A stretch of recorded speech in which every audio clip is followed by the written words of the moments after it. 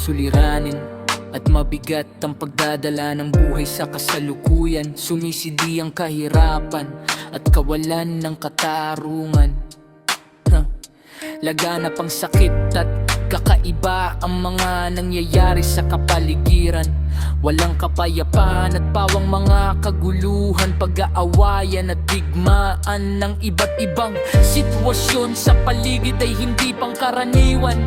Bagamat ito ay mga tanda na nakasulat sa banal na kasulatan, napakalapit na ang pagdating ng bugtong na anak ng amang makapangyarihan. Makakamit na ng mga hinirang ang pangakong kaligtasan. Katapatan ng mga tunay na lingkod ang dapat pagsikapan na maging katangian. Ito ang ikapagtatamo ng tulong ng Diyos at buhay na walang hanggan. Pagpapalain ng amang banal ang tapat na masunurin sa kanyang mga kautusan.